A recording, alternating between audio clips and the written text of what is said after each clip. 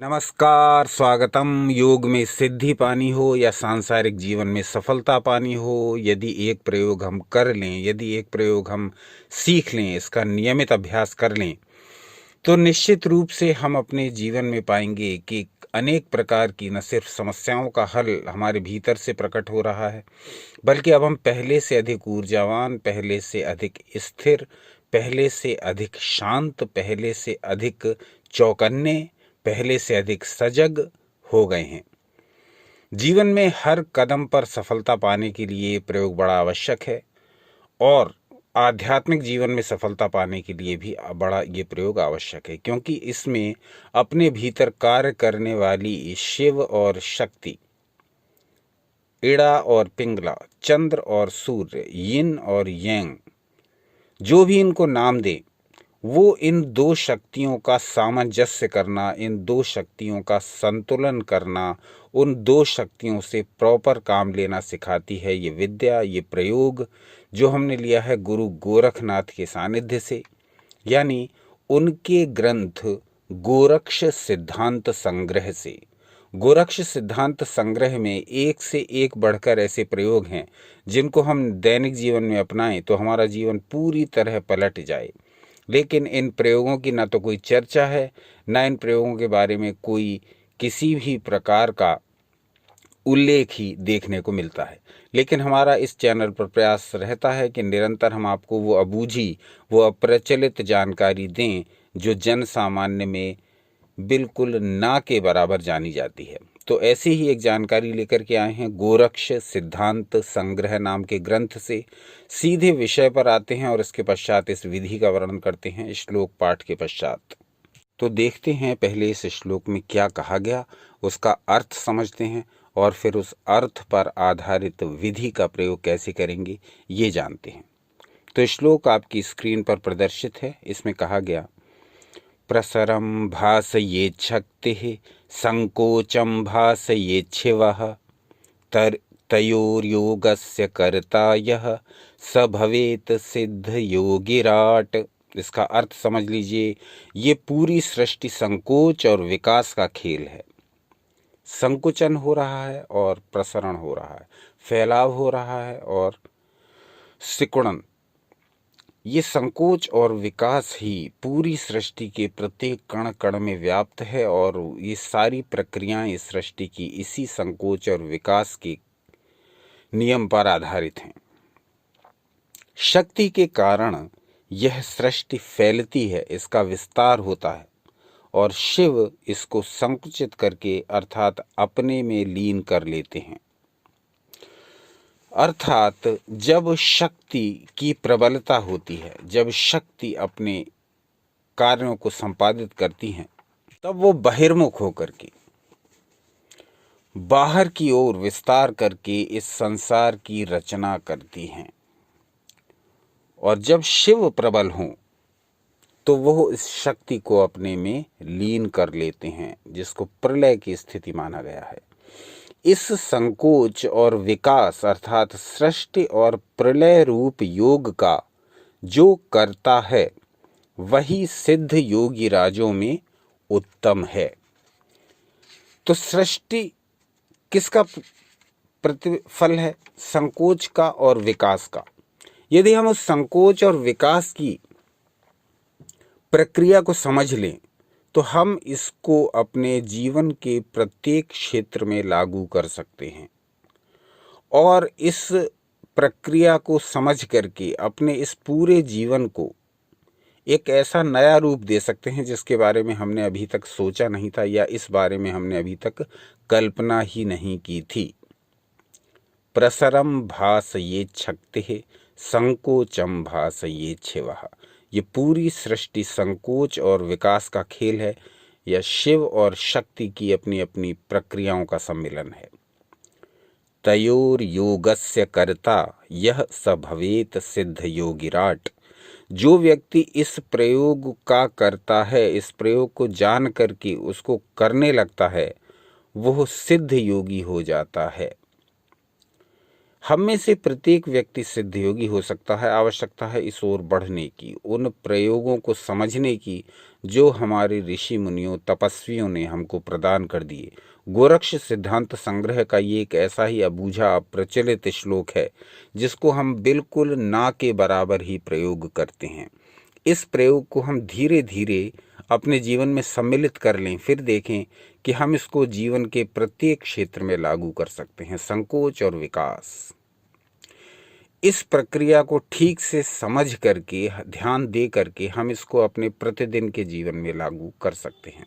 इसको एक प्रयोग से आज प्रारंभ कर रहे हैं, एक विधि से आप प्रारंभ कर रहे हैं। फिर आप अपने विचार बताइए कि आप इसको किस किस प्रकार से, कैसे कैसे अपने दैनिक जीवन में लागू कर सकते हैं। क्या थॉट्स आपके मन में आते हैं इस श्लोक को पढ़कर, सुनकर, जानकर, देखकर और प्रयोग करके। हमने एक ऐसा प्रयोग बनाया है जिसको करके आप, एक बहुत ही सरल प्रयोग है, इस विधि का प्रयोग करके आप तुरंत न सिर्फ ऊर्जा की प्राप्ति कर सकते हैं बल्कि अपने जीवन में अपनी जो संभावनाएं हैं उनको एक नया आकार दे सकते हैं। अपने जीवन में सफलताओं के द्वारों को खोलने का एक ऐसा प्रयास कर सकते हैं जो आपको बहुत आगे लेकर के जाएगा। संकोच और विकास की इस प्रक्रिया को समझने के लिए हम इसका जो प्रारंभ है वो एक छोटे से ध्यान से करेंगे। उसके पश्चात इस विषय पर बहुत विस्तृत वीडियोस बनाएंगे जिसमें इस संकोच विकास का प्रयोग करके, इस पद्धति का प्रयोग करके हम बड़े बड़े कार्यों को कर सकते हैं और किस प्रकार से उनको करेंगे ये सब आपके साथ डिस्कस करेंगे डिटेल में। लेकिन आज का वीडियो छोटा रहेगा और इसमें आज एक प्रयोग पर चर्चा रहेगी जो स्वानुभूत है। ये एक प्रकार की ध्यान विधि है जो आधारित है इसी गोरक्ष सिद्धांत संग्रह के श्लोक पर। इसी श्लोक पर जो आपको दिखाया, इसमें आपको करना कुछ विशेष नहीं है।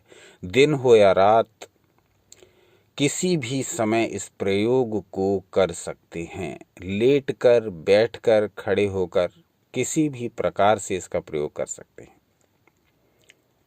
संकोच और विकास, इस प्रयोग को इस प्रकार करना है जहां आपके थॉट्स आपको बहुत डिस्टर्ब करने लगें, जब लगे कि मस्तिष्क की कार्यप्रणाली अव्यवस्थित होती जा रही है उन विचारों के बोझ तले जो पास्ट के भी हैं, प्रेजेंट के भी हैं और भविष्य की चिंताओं से भरे हुए भी हैं, और अपने लक्ष्य के प्रति स्थिर नहीं हो पा रहे हैं, जो हमें करना चाहिए उसके प्रति अवेयर नहीं हो पा रहे हैं। मस्तिष्क डांवाडोल है, विचारों से भरा हुआ है, क्या करना है क्या नहीं करना है ये समझ नहीं पा रहे हैं। किंग कर्तव्य विमूढ़ जैसी स्थिति है, क्या करें क्या ना करें जैसी स्थिति है। इस प्रकार की सभी समस्याओं में जब जीवन डांवाडोल लगने लगे और अपनी बागडोर अपने ही हाथों में लेने का मन करे, लगे कि नहीं अब ये जीवन तो हमें अपने ही हाथों में लेना है, हमें अपनी बागडोर अपने पास ही रखनी है और इन विचारों के वशीभूत नहीं होना है, तब इस प्रयोग को करें। जैसा कि बताया, किसी भी समय कर सकते हैं, किसी भी दिन कर सकते हैं, किसी भी स्थिति में कर सकते हैं। इसमें रीढ़ की हड्डी को सीधा रखने की भी कोई आवश्यकता नहीं। यहाँ थोड़ी देर शांत स्थिति में रहना है, बस इतनी सी शर्त है। और श्वासों पर ध्यान लगाना है, मेरी सांसें कैसे आ रही हैं, कैसे जा रही हैं। कुछ सेकंड, बस कुछ सेकंड ध्यान लगा कर ही आप इस प्रयोग के लिए तैयार हो जाएंगे। अब आप ये देखिए कि आपके विचारों का जो फैलाव, जो संकुचन हो रहा है वो किस प्रकार का है। कौन कौन से थॉट्स आपके भीतर आ रहे हैं उन्हें ऑब्जर्व करिए। वो इतनी बुरी तरह से फैल चुके हैं कि आपके पूरे जीवन को प्रभावित कर रहे हैं, पूरे मस्तिष्क में छाए हुए हैं, आपके प्रतिदिन के कार्यों पर उनकी छाप दिखाई दे रही है। वो ऐसे कार्य हैं जिनको आप अपने मस्तिष्क में भरना नहीं चाहते, पर वो भरे हुए हैं, और न सिर्फ भरे हुए हैं बल्कि आपके जीवन पर उसका इफेक्ट भी पड़ रहा है। तो यहाँ आप इन विचारों को संकुचन का एक रूप समझिए, इन विचारों को विस्तार का एक रूप समझिए विकास का एक रूप समझिए जो कि निरंतर बढ़ता जा रहा है। उन थॉट्स के बारे में बात कर रहे हैं जिनको आप नहीं चाहते अपने जीवन में। जिनको आप चाहते हैं उनके बारे में अगले एपिसोड में बात करेंगे। यहाँ जिन विचारों को आप नहीं चाहते अपने जीवन में, उन विचारों का विस्तार देखिए कहाँ तक हो रहा है, कहाँ तक वो फैल रहे हैं, कहाँ तक उनका विकास हो रहा है, कहाँ तक वो छाए पड़े हैं आपके जीवन में। उन थॉट्स को आप नहीं चाहते, उन परिस्थितियों को आप नहीं चाहते, उनके बारे में आप सोचना तक नहीं चाहते, फिर भी वो विचार निरंतर आपके भीतर विकास को प्राप्त हो रहे हैं, निरंतर विस्तार को प्राप्त हो रहे हैं। इसको आप शक्ति का एक रूप मानिए।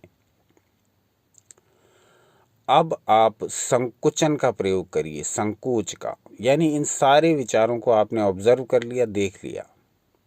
अब आपको इनको समेटकर आंखों को बंद करिए।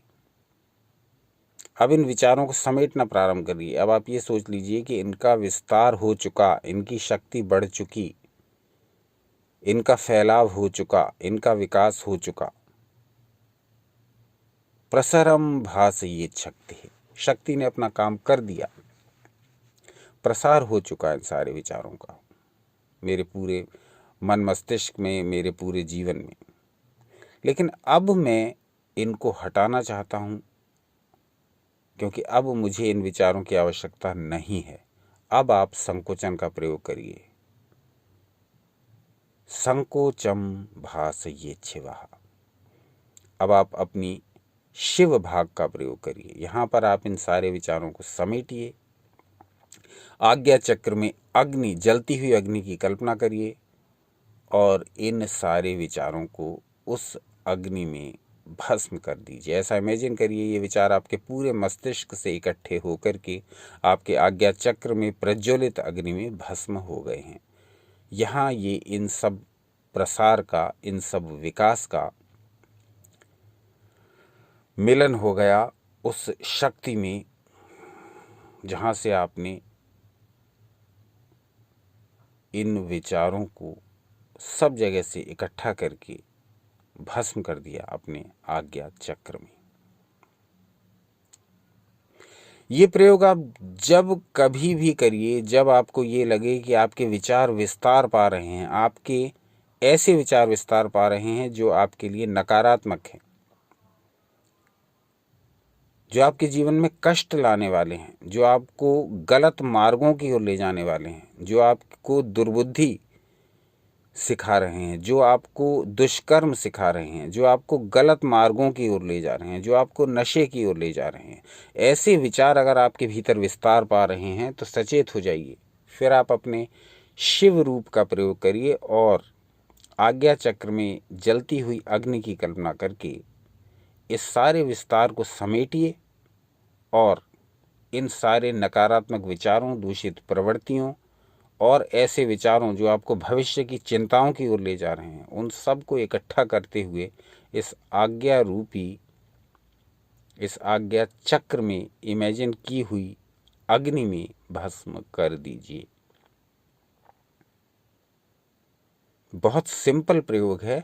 केवल आंखें बंद करके आज्ञा चक्र वाले स्थान पर दोनों भौहों के मध्य में अग्नि की कल्पना करनी है और उन सारे बुरे या अनचाहे विचारों को इकट्ठा करके लाना है और उनको यहाँ भस्म कर देना है। इतनी सी कल्पना करनी है, इमेजिन करना है। कोई कठिन प्रयोग है नहीं, कोई इसमें विशेष क्रिया करनी नहीं, कहीं विशेष आना जाना नहीं, कहीं विशेष समय देना नहीं।